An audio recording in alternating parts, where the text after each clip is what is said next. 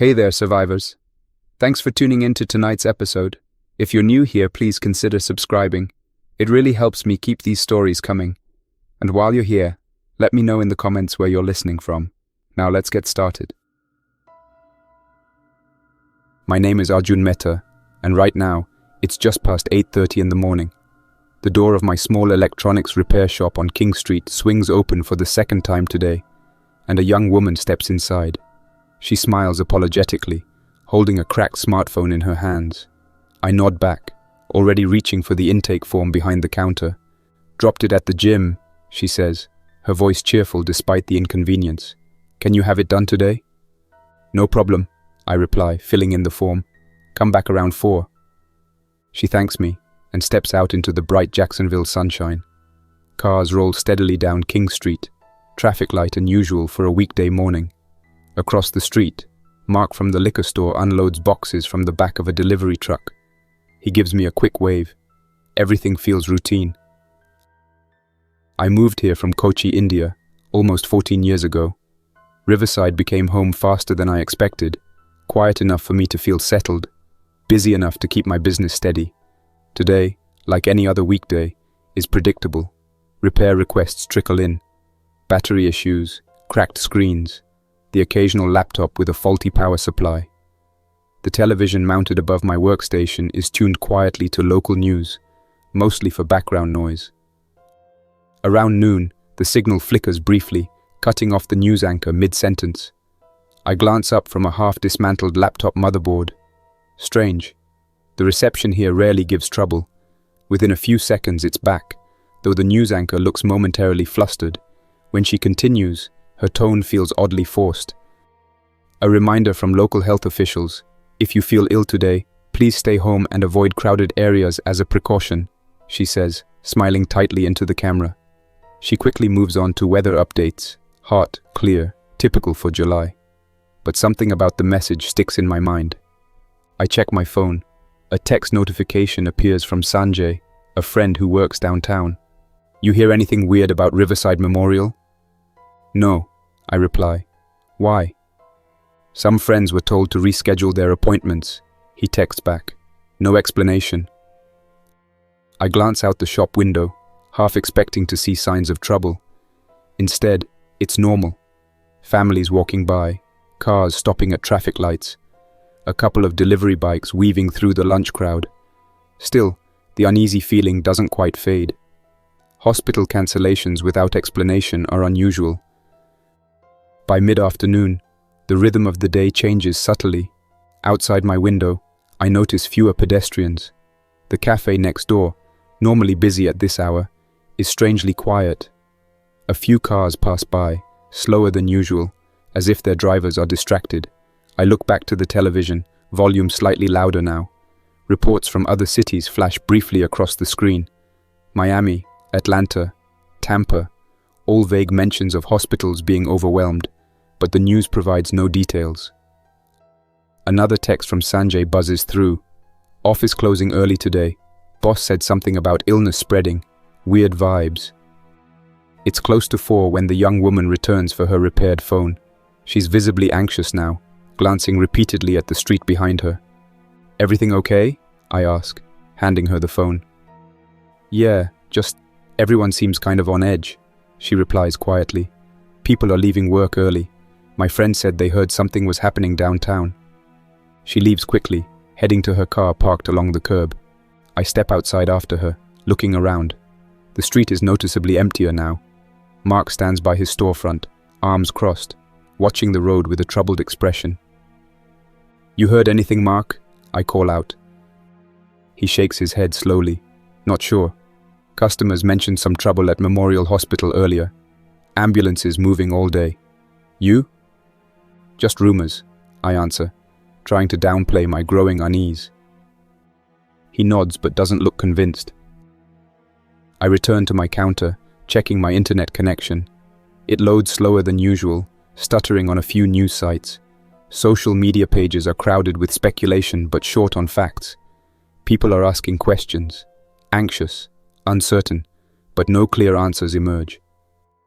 At around 7 in the evening, my television suddenly emits a loud tone, An emergency broadcast breaking into the evening news. Bold text crawls across the screen, slow and deliberate. Emergency alert. City of Jacksonville issues precautionary measures. Residents advised to remain indoors tonight. Avoid contact with any persons showing unusual or aggressive behavior. Updates to follow.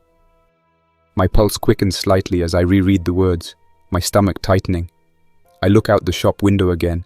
Streetlights flicker on, illuminating an unusually deserted King Street. Across the way, Mark is locking his storefront, pulling down the metal shutters, something he rarely does. I quickly decide to follow suit. I lock the front door, shut off the main lights, and pull down the shutters with a loud metallic clatter. Upstairs, in my apartment, I switch on the TV again. Similar alerts flash repeatedly, but no new information comes through. Just vague warnings, a sense of caution, urgency, but no clarity. I dial Sanjay's number. It rings twice, then disconnects abruptly. Trying again gives the same result. Signal disruptions maybe. Internet still works, sluggish but reliable. A quick check on local forums reveals more confusion than clarity. Posts about ambulances racing downtown, police vehicles blocking certain streets, but nothing official. Night settles quietly, tension hanging in the still air outside my window. From upstairs, I look toward Riverside Memorial Hospital, visible in the distance. Bright emergency lights flicker along its upper floors. Helicopters circle far away above downtown, blinking lights reflecting off the river's surface. For a moment, I think about heading outside to ask neighbors what they've heard, but the silence outside discourages me. It feels safer indoors, behind locked doors. I sit quietly, alone in my living room, the television looping its warnings silently. The unease of the day settles deeper, each vague report adding weight to my growing apprehension. Something is happening in Jacksonville, something none of us yet fully understands, and the uncertain calm tonight feels fragile. Day 2. I wake just after sunrise, still sitting half upright on my couch. The television hums quietly, volume low, still cycling the same warnings from last night. Nothing new, no details, just vague caution. Outside my apartment window, King Street is quiet but not abandoned. Cars pass occasionally, fewer than usual, their pace slower, cautious. I get up, trying my phone again. The connection is spotty, but after a few tries, a few text messages slip through from Sanjay. He's at home, safe for now, but he says downtown is essentially locked down. Businesses closed, streets blocked by police barricades. Authorities still aren't explaining exactly why, beyond precautionary measures. Downstairs, in the shop, the electricity is still on, the air conditioning gently humming, pushing back the oppressive Florida heat. Water pressure in the sink is steady. I wash my face, briefly considering whether or not to open today. The street outside looks subdued, but not entirely deserted. Perhaps normalcy can hold for another day. Around 9:30, as I'm about to unlock the shutters, I see movement through the gaps.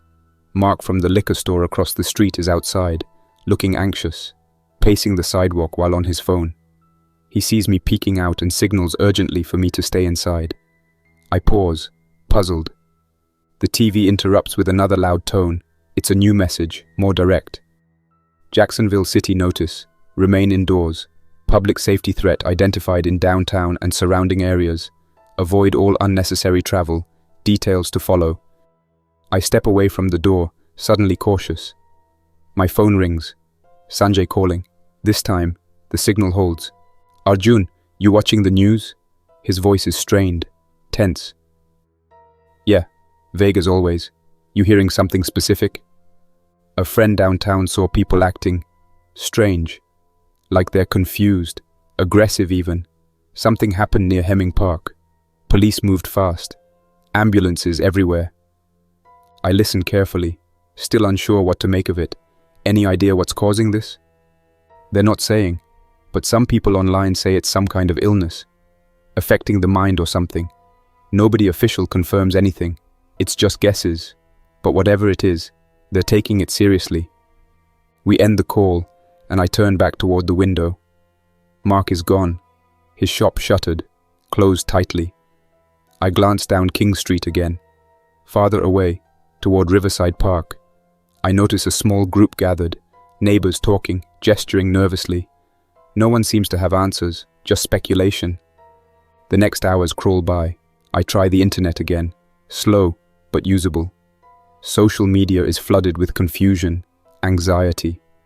Videos from downtown surface occasionally, shaky, blurred footage showing people wandering aimlessly, stumbling, unresponsive to questions. No violence yet, but clearly something wrong. Authorities quickly remove these videos, leaving only uncertainty behind. Mid-afternoon, the phone repair customer from yesterday calls, voice shaky. "Arjun, my phone screen went out again. I'm near your store. Can you fix it quick?" I hesitate but relent. "Just knock. I'll let you in fast." She arrives minutes later, knocking urgently. As I open the door slightly, she slips inside quickly, looking over her shoulder nervously. "Streets are weird right now," she says quietly. "Saw people down the block just standing, staring into nothing. I didn't like it." I nod silently, repairing her phone quickly, hands steady despite the growing unease. As I hand it back, she pauses, hesitant. "You might want to close early today," she says softly. "Just a feeling." She leaves quickly, walking swiftly toward her car. I watch until she drives away, locking the shop's door again immediately afterward. The day feels different now, fragile, uncertain. By evening, the quiet outside is unsettling. Cars have mostly stopped. Occasionally, distant sirens wail briefly, fading quickly into silence. I lock up early, pulling the shutters down with a louder-than-normal clang. Upstairs, I watch television reports become more repetitive. Authorities issuing constant assurances without real explanation. Around 8, my phone buzzes again. Sanjay, voice now noticeably fearful. "They announced something serious, Arjun," he says. "The city mayor, on TV just now, told everyone clearly, stay inside, lock all doors and windows. Do not approach anyone acting strange. They're calling it a severe infectious illness, rapidly spreading." Infectious. The word chills me slightly but still feels unreal. "Yes," Sanjay says quietly. He said infected people become confused, unpredictable, even dangerous. They didn't say much more, but downtown's sealed completely. National Guard is setting checkpoints at all major roads. I stand silently by the window, staring down at the darkening street. Streetlights click on automatically, casting a strange, harsh glow over empty sidewalks. The cafe next door remains dark. Mark's store across the street, shuttered and silent. No pedestrians remain. An unfamiliar noise draws my attention down the street. 2 figures slowly walking down King Street. Their movements sluggish, unsteady. At first, they seem merely tired or ill, but the longer I watch, the more uneasy I become. Neither speaks or acknowledges the other. They just walk, slowly drifting apart, aimless. I step quietly back from the window, turning off the lights in the apartment, leaving only the soft glow of the television. The feeling of safety within these walls begins to fade, replaced by a growing awareness of vulnerability. I check the door locks again, unnecessarily thorough, testing each bolt twice. The television repeats its message endlessly, calm but urgent. No further clarity, just warnings, instructions, assurances that everything possible is being done. I sit quietly in the darkened room, the vague shape of Riverside Memorial Hospital visible through my window. Emergency lights flash across its facade, red and blue pulses reflecting faintly on distant windows. The city is preparing for something worse. The question now is what, and when? Day 3. I wake earlier than usual. It's barely 7, and the sky outside my apartment window is still tinged grey with morning. The television remains on from last night, muted now, endlessly scrolling the same vague warnings. I look at my small kitchenette, barely stocked with enough for a couple of days. My stomach twists gently with a thought. If whatever this is keeps spreading, supplies will become scarce. I decide quickly. The Publix grocery store isn't far, just a few blocks down King Street. I'll go there early, before opening the shop, while it's still quiet. A short trip, nothing risky. I step outside cautiously. The street is empty at this hour, but still seems oddly tense. A few parked cars, no pedestrians. The warm morning feels somehow cooler without people bustling around, voices carrying through the usual routine.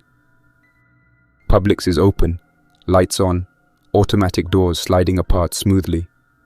Inside, soft music plays faintly overhead, strangely calm.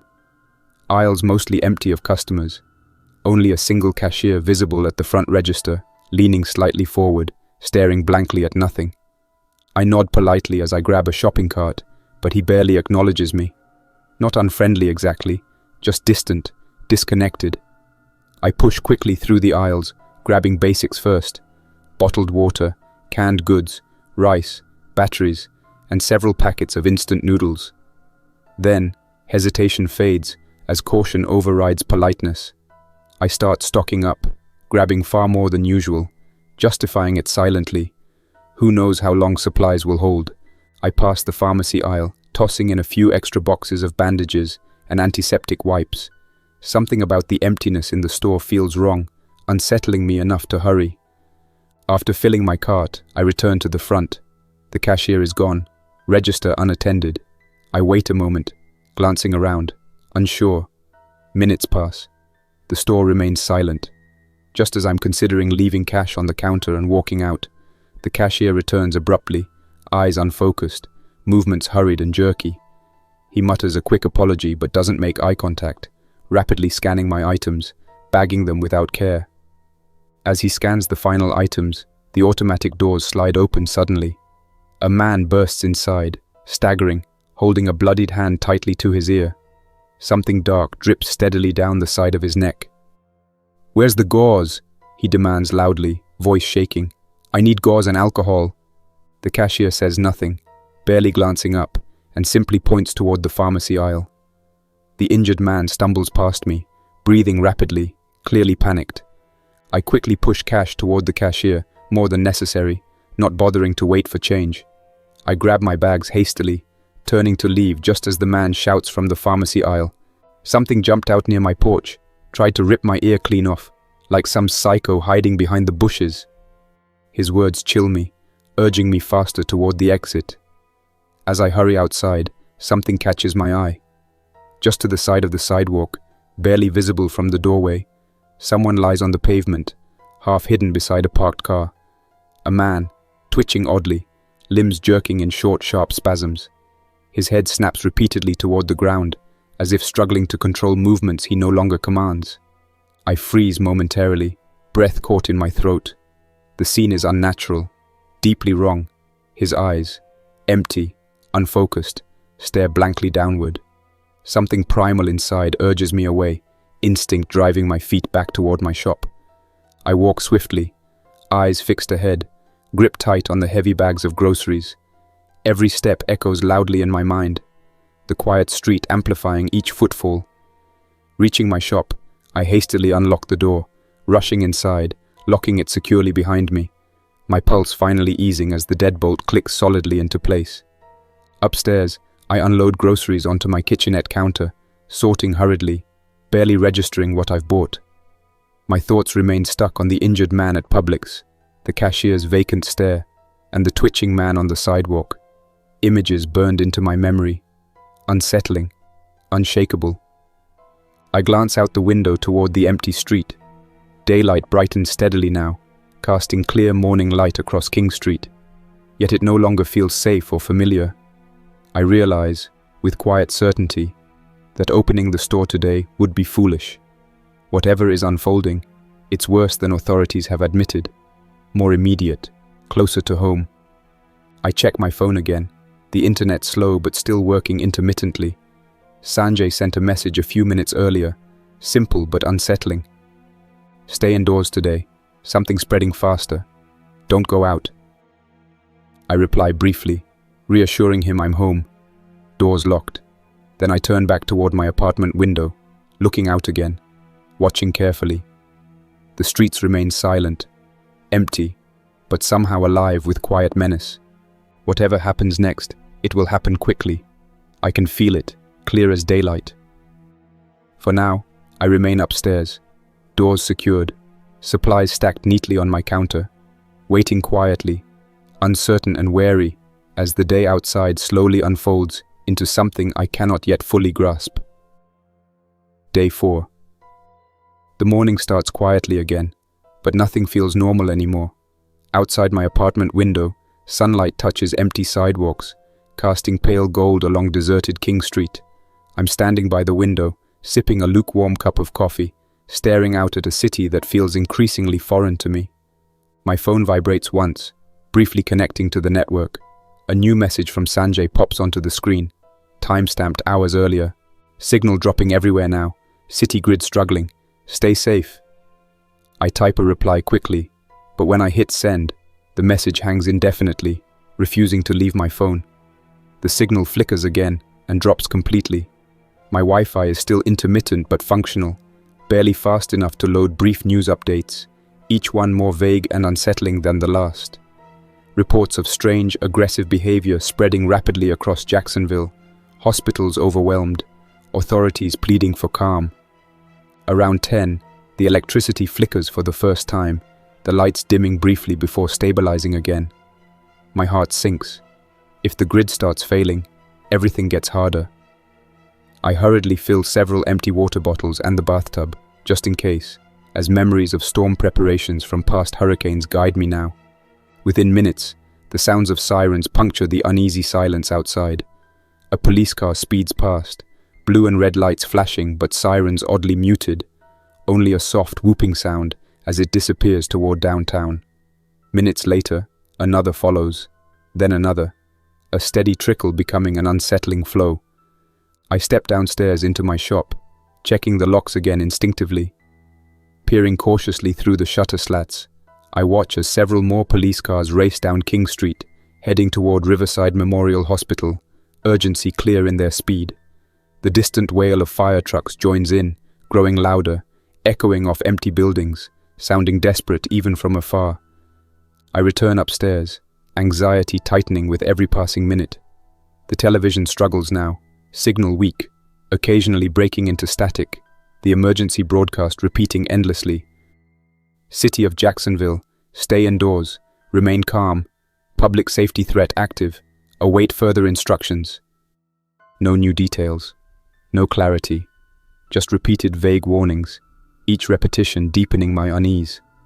I pace quietly around my small apartment, unsettled by the deepening silence between bursts of sirens, which now seem to echo from all directions. At noon, the power falters again, lights flickering off for several tense seconds before coming back weaker, unsteady. The air conditioning struggles noticeably, the apartment growing steadily warmer. Outside, I see neighbors from down the street cautiously peeking from doorways, hesitant, unsure what to do. No one ventures far from home. I watch a young couple from the building across, carefully loading their car with belongings, clearly deciding to leave before things worsen.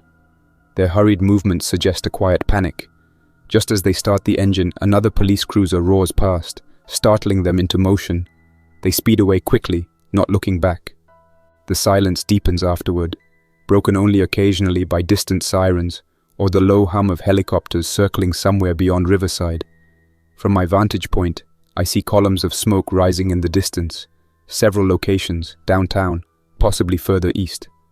Fire trucks howl urgently, their cries now constant, a backdrop of unseen chaos. My phone flickers briefly to life again. Sanjay's message finally sends. Another arrives almost immediately. Downtown is chaos. Fires started somewhere near Main Street.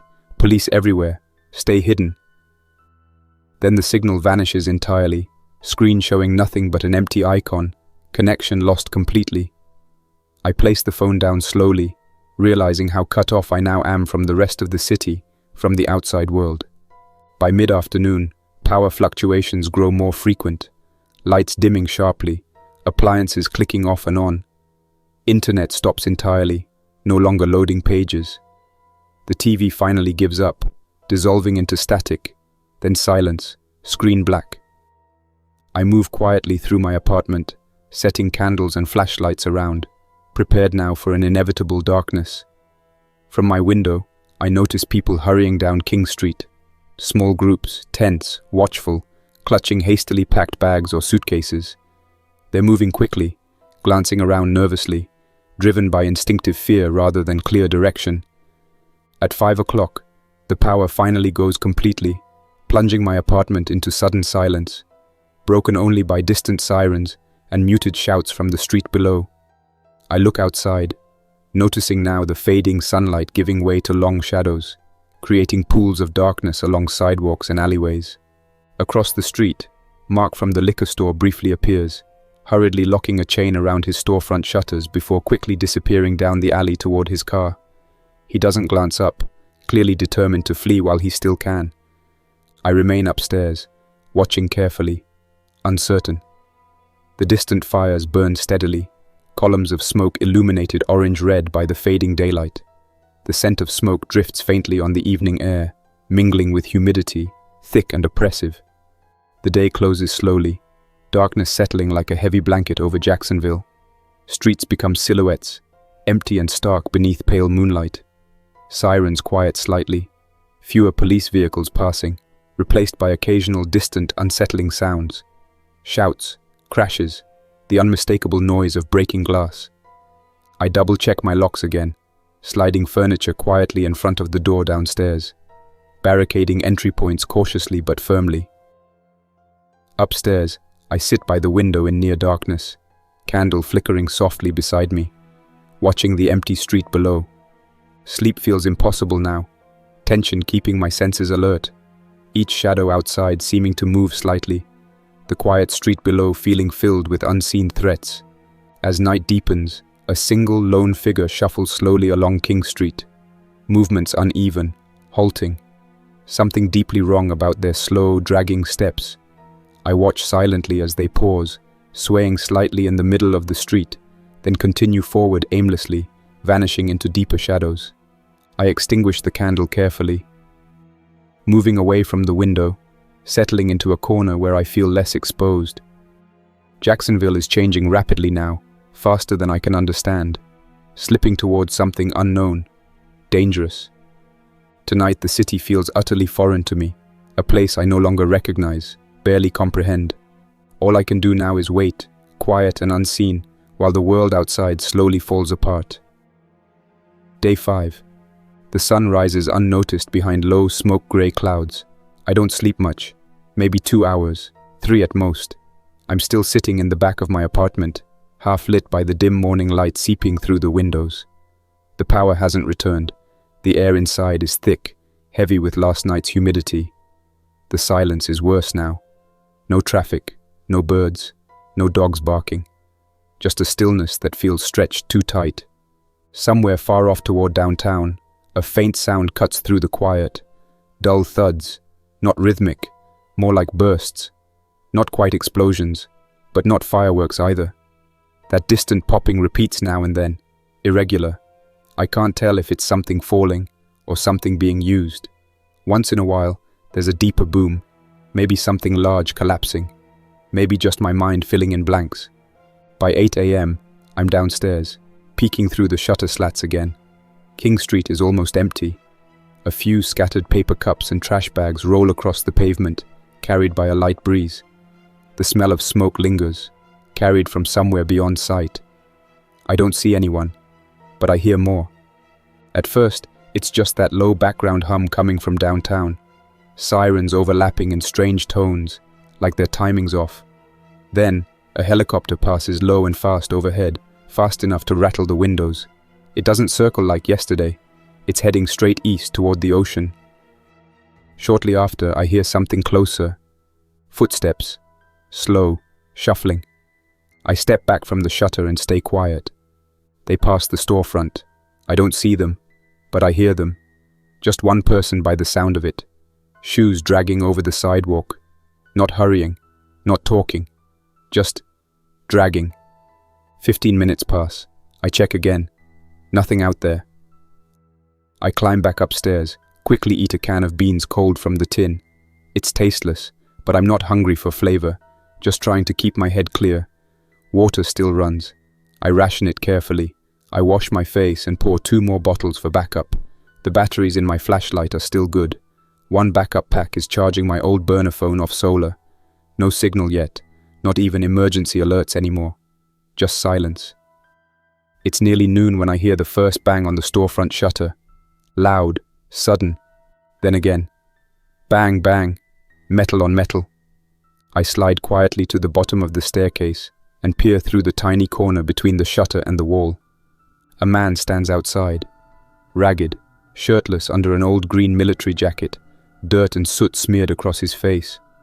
He looks like someone who's been sleeping rough for days. He's yelling, but I can't understand the words at first. His voice is hoarse, cracked. His fists slam against the metal. I press closer to the edge of the window. "Let me in! I know you're in there!" He slams his fists again. Harder.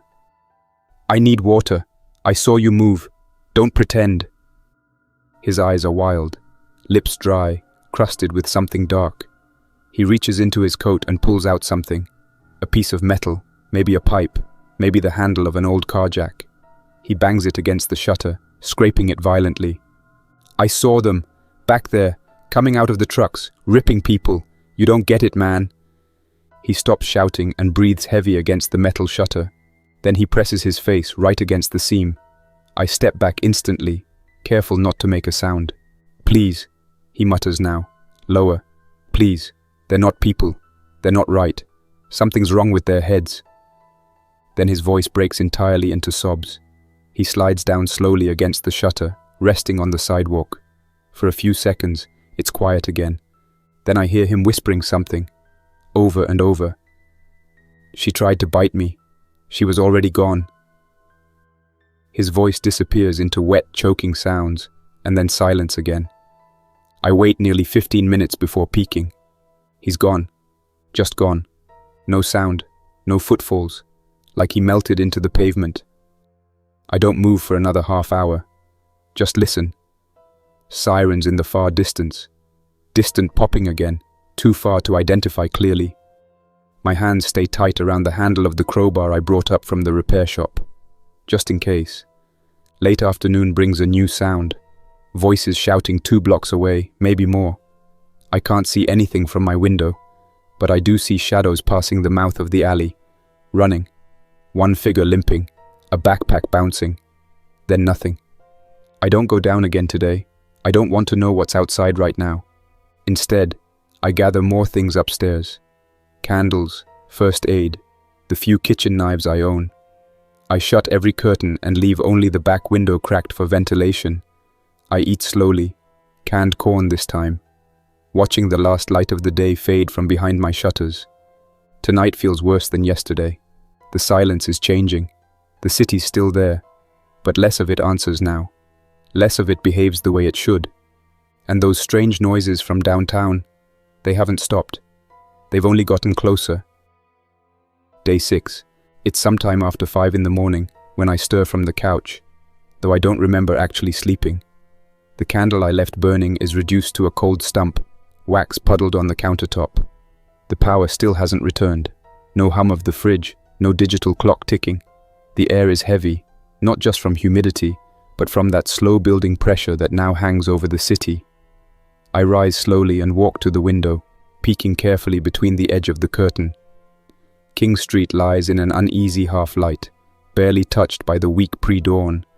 No cars, no people. Only a torn banner flapping lazily from a street lamp.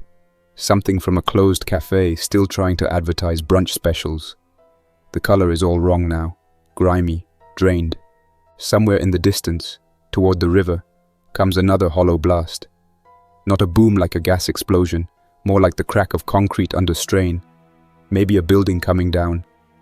It's far enough not to shake anything in here, but it cuts through the stillness like a warning shot. I press my palm against the glass, cold with early dew, and listen for movement.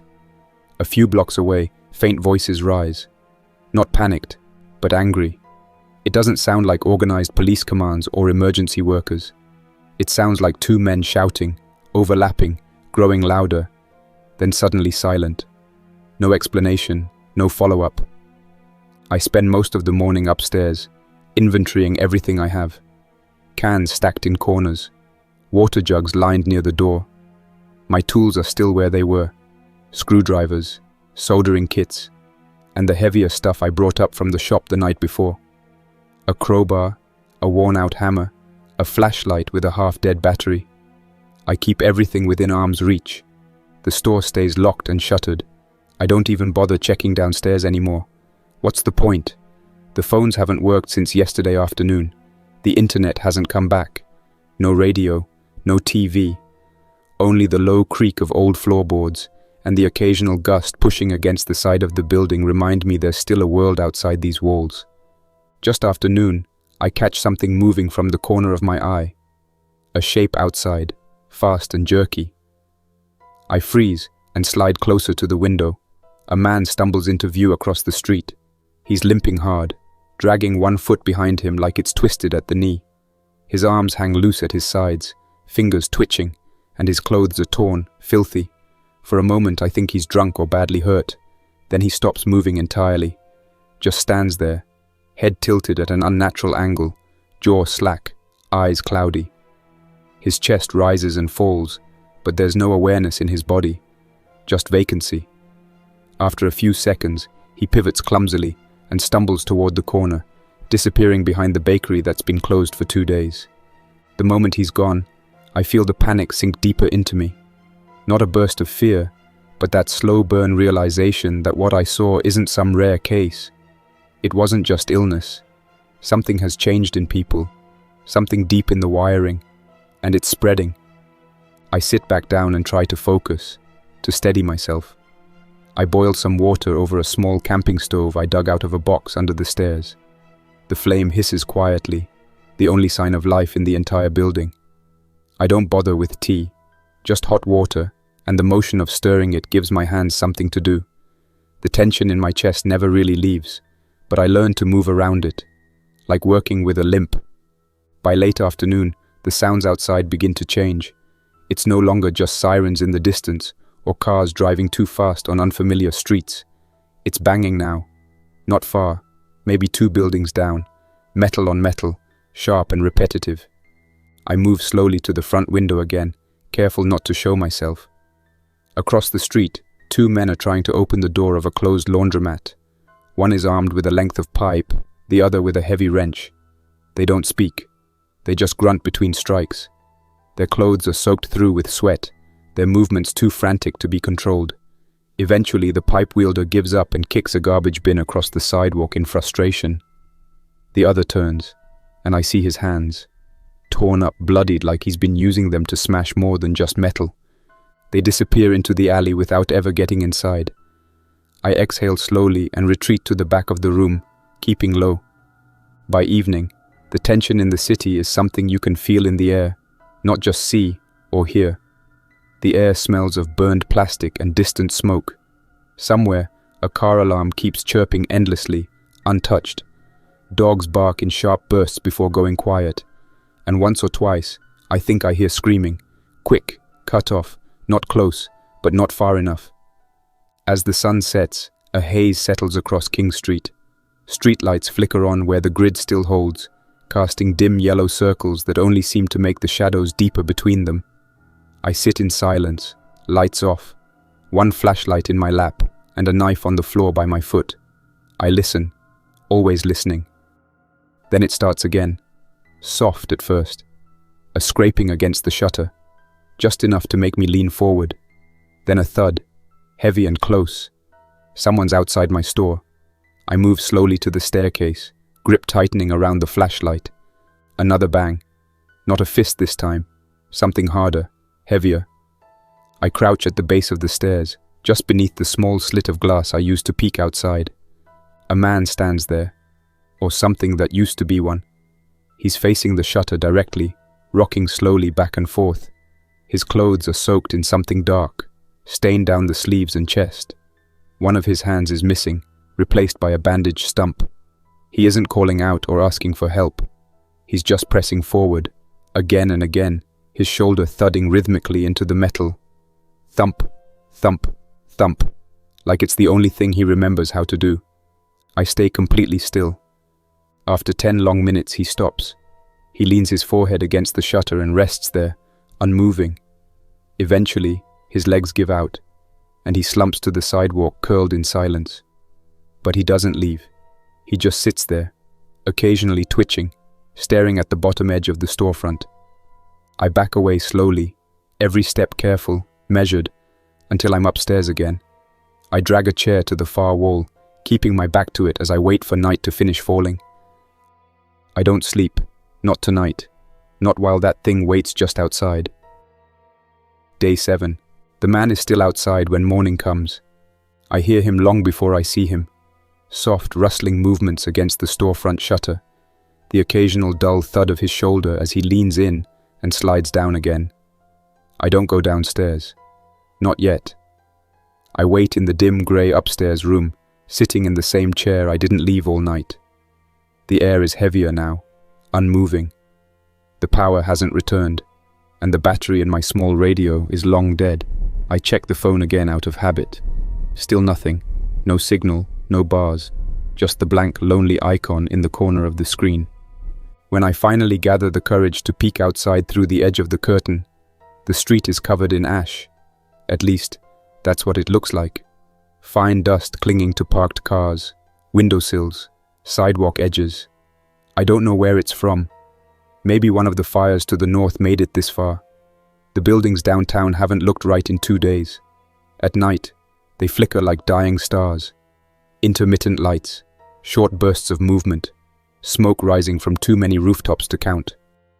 The thing, outside my shop hasn't moved much. His posture is all wrong. Knees drawn up, face resting against his knees. But the twitching hasn't stopped. Every few minutes he lifts his head and pushes gently against the shutter like he's trying to remember why he came here in the first place. Sometimes he scratches it with his fingers, and the sound crawls up my spine. His face is streaked with dried blood. Whatever was human in him is mostly gone now. I try not to look at him directly anymore. At some point mid-morning, something changes. I don't hear it immediately. It's more of a shift in tone, a new texture in the background noise. Distant yelling, not angry or panicked. Desperate. A woman's voice. She's far away, maybe 3 blocks down, yelling something I can't make out. She repeats it again and again, getting fainter each time. I listen closely, but the wind carries her words away before they reach me. Then, nothing. 10 minutes later, a pickup truck speeds past my storefront. The first moving vehicle I've seen all day. It's dented, bed filled with loose plastic bins and bags. 2 men are in the cab, both with rifles slung over their shoulders, faces hard and forward. They don't stop. They don't even slow down. They vanish around the corner, tires squealing as they go. The man outside my shop doesn't react. He doesn't even turn his head. That's what terrifies me most. By noon, I can't take the silence anymore. I grab one of the heavier screwdrivers from my tool bag and head quietly downstairs. I move slowly, avoiding the boards that creak, and crouch behind the counter, careful not to disturb anything that might alert what's sitting just beyond the shutter. I slide open the rear storage room door to check on the bottled water stash. I'm still okay. Maybe 3 more days worth if I ration. Less if I have to stay active. On my way back up, I hear the first sharp crack from somewhere far off. Like a firecracker, but louder, deeper. A single gunshot. Then another. And another. A pause. Then a burst of rapid fire so fast I can't count them. I press myself flat against the stairwell wall, listening, holding my breath. Somewhere out there, people are still fighting for something, but it's not law enforcement anymore. That's clear. Upstairs, I take inventory again. Food is holding out. I haven't touched the instant rice yet. I've been saving that in case I need something to cook on the stove for a longer haul. The canned beans are harder to eat now, but I force myself to finish half a can. I chew slowly, listening to the man below scratching faintly on the shutter, like clockwork. Late afternoon brings something new. The light changes. A thick grey smog begins to creep through the streets, rolling low and slow. It carries a sickly odor, burned rubber mixed with something sweet and rotten. I seal the windows as best I can, shoving towels into cracks and pulling down blackout curtains I never thought I'd use. The scent seeps in anyway. My eyes water. My throat burns faintly. I find an old cloth mask from hurricane season, soak it in water, and tie it around my nose and mouth. It helps a little. Just before nightfall, the scratching outside stops. I go still. I can't hear the man anymore. No breathing, no muttering, not even the sound of shifting clothes. I crawl to the top of the stairs and wait, watching the strip of light near the door. Then, slowly, a shadow passes. Not his. A new one. It moves faster, more upright, pauses, sniffs the air. Then it drags something. A pipe, maybe, along the sidewalk. The noise scrapes against the cement like metal teeth. Then it stops too. Silence returns, but it's heavier now, like the quiet before a lightning strike. I don't move for over an hour. I stay crouched at the stairs, muscles aching, screwdriver clutched tightly. I hear no more footsteps, no voices, just the occasional moan of the wind blowing through a broken window somewhere out of sight. The man, or what used to be a man, outside is no longer sitting there. But I don't feel relief. I feel dread. Day 8. At first light, I notice the new noise before anything else. It's the low, grinding rumble of diesel engines. Slow, steady, mechanical. Not another truckload of looters or people fleeing. This is heavier, more deliberate. I part the curtain a few inches and see the convoy coming down King Street. 3 military-style pickups, flat dark green with mesh grills on the windows and white stencil markings on the doors. Soldiers ride in the backs, weapons visible, helmets dull under the rising sun. No flags, no names, just plain gear and worn faces. They stop every few houses, fanning out. One truck parks diagonally across the intersection to the north, forming a makeshift checkpoint. Another pulls up 2 buildings down from mine. Soldiers move fast, rifles pointed low but ready, one of them already knocking loudly on the front of a former boutique, yelling something I can't make out. A family emerges slowly, man, woman, 2 kids, all holding their hands in the air. They don't argue, they don't cry. They look like they've already been waiting for this. The soldiers bark orders in short, practiced bursts. The man is told to strip to the waist, then the woman. The kids are checked more carefully, hair inspected, mouths opened. Their clothes are searched, shoes removed. It's not violence, it's protocol. Efficient, cold, unhesitant. One soldier takes notes on a laminated form, as another points a flashlight directly into the father's eyes, then shines it quickly over the mother's arms and neck. I don't know what they're looking for. Maybe signs of infection, maybe wounds. The family doesn't resist. They're cleared. Wordlessly, they're ushered into the back of the pickup. The tailgate slams shut. Another soldier tags the front door of their building with a large red C using a spray can. He circles it once with orange and moves on. I stay low, back from the glass, barely breathing. I hear a burst of shouting from the next street over, then the unmistakable sound of a gunshot. One shot, followed quickly by another, then a loud voice yells, "Check the head, again!" The street goes silent for a moment after that. Then, the slow crunch of boots returns. One of the soldiers is making his way toward my shop now. He knocks hard on the metal shutter, 3 firm slams that rattle the frame. I freeze, crouched by the staircase, unsure whether to respond. My mouth is dry. My hands grip the handle of the crowbar lying across my lap. He waits, listens, knocks again. I can't see his face from here, only his boots and part of his leg. His stance is relaxed but trained, like he's done this 100 times before. He speaks, voice sharp but not aggressive. "If there's anyone inside, speak now. You will not be harmed. This sector is about to be cordoned off." I stay silent, not because I want to be brave, but because I don't trust anything anymore. Orders change by the hour. Safety is relative. Yesterday, men with rifles drove by without stopping. Today, they're clearing homes and painting symbols on buildings. I don't know what the Red Sea means. Cleared, contained, contagious. Before I can decide, the soldier's radio crackles loudly. A voice on the other end shouts over static. "Shots fired on Margaret and Copeland. Hold the line. Do not break formation."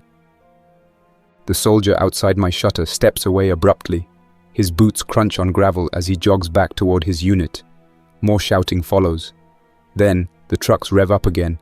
One backs into the center of the road while another swings around to face south. I hear the slamming of doors, boots climbing metal steps, and then the convoy begins to move. Slow at first, then building speed as they disappear around the corner.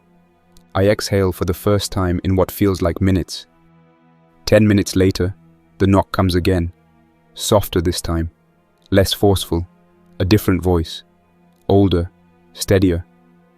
"If there's anyone in here," he says through the shutter, "you need to know. This block's going to be sealed. We're not coming back. If you're not out when we finish the line, you're on your own. No evac, no reroute, no medevac." I hesitate, move to the window. For a second, I actually consider it. But then, from the southern side of the street, more gunshots ring out. Closer now. Short bursts controlled, followed by a voice shouting, "Move, move," and another responding, "He's down, he's not turning. Yet." I step back again, slowly, pulling the curtain closed. I don't want to be anywhere near that.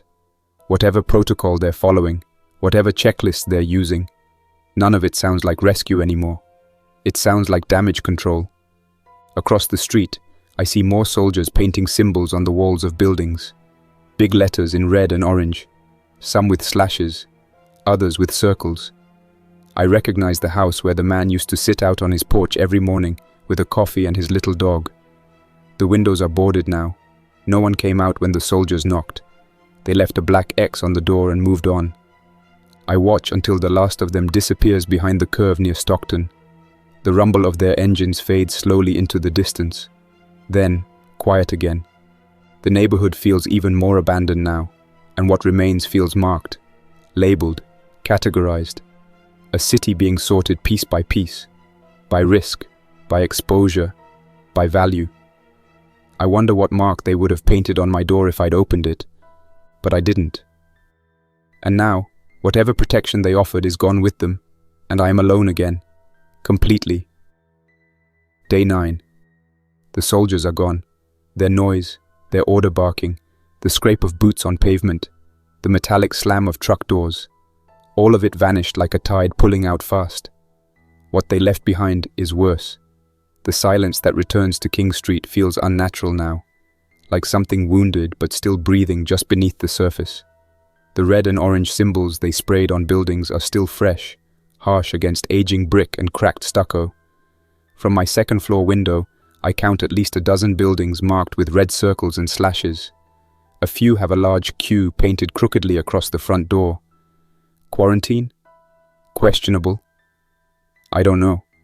Nobody's explained anything. Nobody's left to explain anything.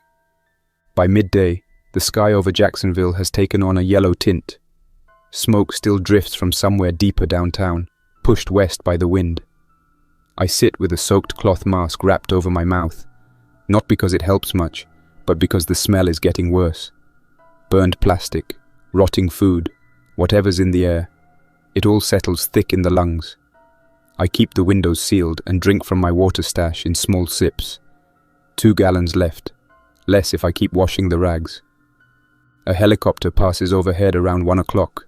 Not military, civilian, maybe news media or what's left of it. It hovers high above the river, banking slowly, then continues south. I watch it for a while, half hoping someone on board is looking down, counting heads, taking footage, trying to preserve a record of what's happening. But the rot down here feels far past documentation. At some point mid-afternoon, I hear someone yelling again. This time, it's a man, young, his voice bouncing off the walls between buildings.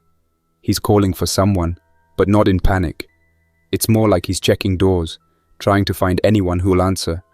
His footsteps draw closer, boots scuffing unevenly, voice cracking from either dehydration or fear. I listen through the shutter.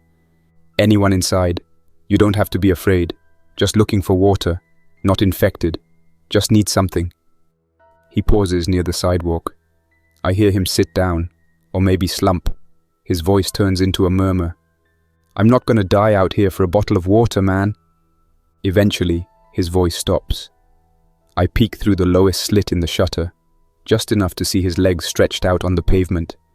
His hands hang limply at his sides. He's not moving anymore, but I don't know if that means he's dead or passed out. I don't go out to check. I can't take the risk. Not now.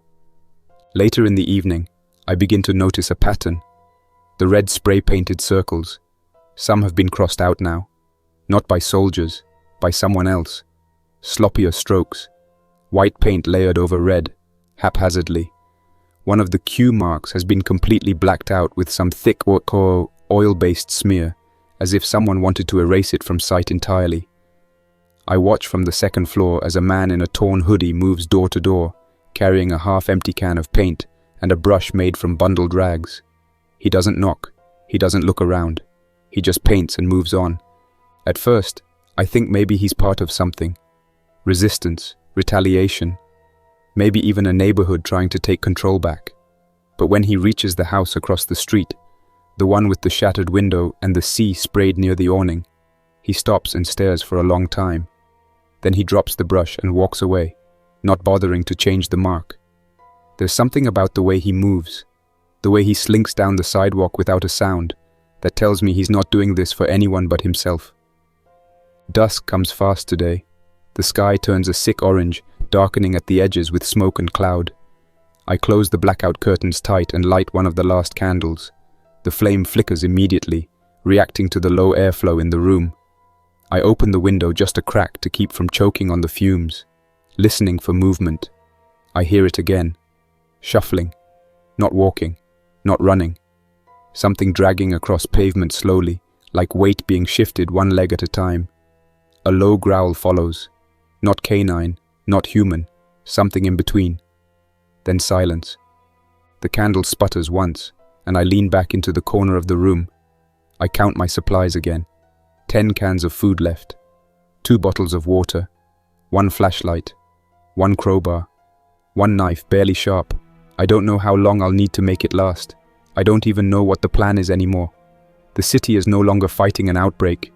It's being divided, catalogued, sealed. Whatever's happening on the outside. Whether there's a government left, a chain of command, some clean zone they're protecting. It doesn't include me anymore. This street, this neighborhood, this entire section of Jacksonville feels written off. And yet, something keeps me inside. Not just fear, not just logic. A small sliver of belief that hiding a little longer might matter. That whatever comes next, whether good or horrific, I need to see it with my own eyes. I blow out the candle. Darkness settles like a second skin. Outside, someone screams. Not nearby, not far, just enough to echo. Day 10. I wake to the sound of flies. Not buzzing lightly, swarming. Loud, concentrated. Somewhere just outside the front of the building. The air inside is too warm, thick with the scent of sweat and old canned food. My body aches from the hard floor and the half-sleep that never really lets me drift. I push myself up slowly, trying to stay quiet even though no one's come near the building in hours.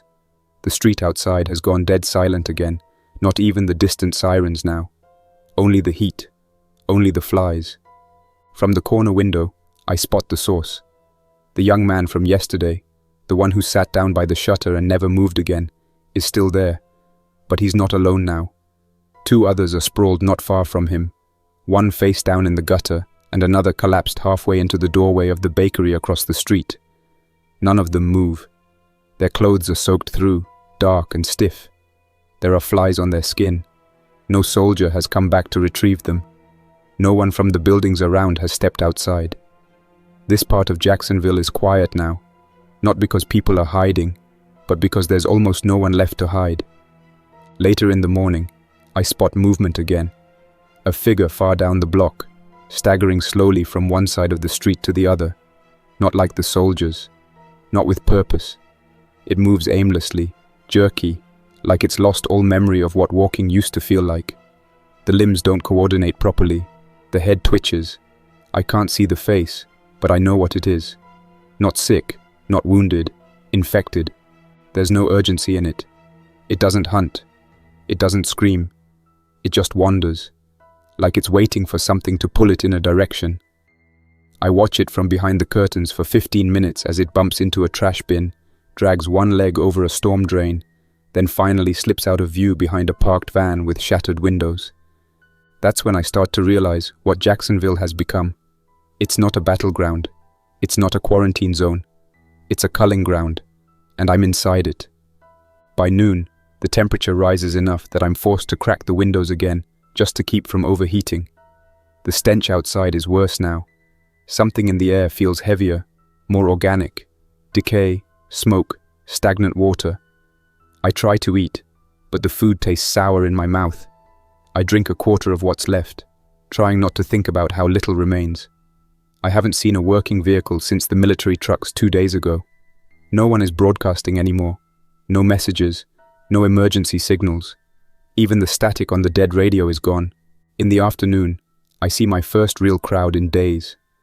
A group of infected, maybe 6, maybe 8, drifting into view from the north, coming down the center of King Street like ghosts. Not running, not even walking in formation, just trailing behind one another, heads lolling, clothes tattered. Their skin is pale in places, darkened in others, bloated around the eyes and joints. One of them is missing part of a leg, but still shuffles forward, using the wall to balance. None of them make a sound. They stop near the intersection, swaying gently. A few stand motionless, as if listening for something. The others split off, drifting toward different buildings. One touches the hood of a long-dead car, leaving a smear behind. Another presses its face to the window of a store and just stays there, breathing fog on the glass. It's the same pattern I saw that first night, back when everything still worked, and I thought the world would send help if I just stayed put. But now I know better. No one's coming. As night falls, I sit with my back against the wall, flashlight in hand, though I don't turn it on. I don't need light now, just ears, just instinct. I hear them in the street, some dragging limbs, some bumping into the corners of buildings. Every few minutes, something glass breaks. Then quiet. I watch the sky turn black beyond the haze. One faint star barely cutting through the smoke. It flickers like a last signal from a distant place where cities still breathe and people still live. Someone once said survival is a skill, not a gift, that you make it through by choices, not by chance. Maybe that's true. Maybe staying silent behind the shutter was the right choice. Or maybe I've just postponed the end a little longer than most. Because in the silence of this hollow city, with the infected still roaming and the living long gone, I start to understand something I hadn't before. Survival isn't just about hiding from death. It's about learning to live with the dead. That's all for now. Thanks for listening. If you enjoyed this story, don't forget to like and subscribe for more unsettling creepypastas. Your support keeps my channel alive. Until next time, stay quiet, stay vigilant, and trust nothing, not even the silence.